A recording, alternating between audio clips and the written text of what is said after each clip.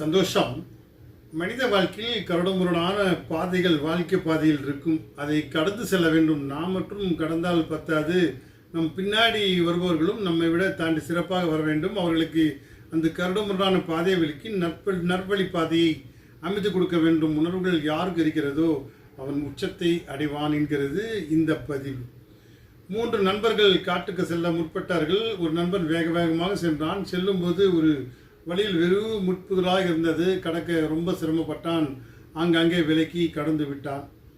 2வது நண்பர் வந்தார். அவரும் அதை பார்த்தார், கொஞ்சம் சிரமப்பட்டார். ஆங்கங்கே ஒரு கற்களை வைத்து அந்த கற்களை தாண்டி அவரும் கடந்து மலை ஏறிவிட்டார். 3வது நபர் வந்தார். ரொம்ப நேரம் ஆகியும் அவர் காணவில்லை. திரும்பி பார்க்கிறார்கள் 2 நண்பர்களும்.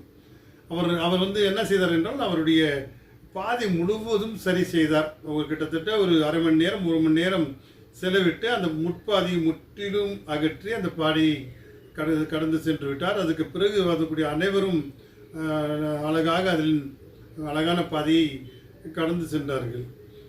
நிறைய நேரங்களில் நாம் மற்றும் கடந்தால் போதாது, அடுத்தவர்களுக்கும் சில நம்ம உழைப்பு கொடுத்தால் அவர்களும் சிறப்பாக அந்த வழிவகை செய்யக்கூடும். அதற்கு முற்பட வேண்டும். எங்கெல்லாம் நமக்கு ஒரு தடைகளாக இடையூறுகள் இருக்கிறது, அந்த இடையூறுகளை விலக்கிவிட்டால் அடுத்தவர்களுக்கு அது சிறப்பாக வழி கிடைக்கும் என்ற அற்புதமான கருத்தோடு பகிர்ந்துக்க ஆசைப்படுகின்றேன். எப்பொழுதெல்லாம் உங்களுக்கு இடையூறு இருந்தால் அந்த இடையூறை விலக்கி அடுத்தவர்களுக்கு நல்வழி பாதையாக அமைத்து கொடுத்த பாதையை தேடுங்கள்.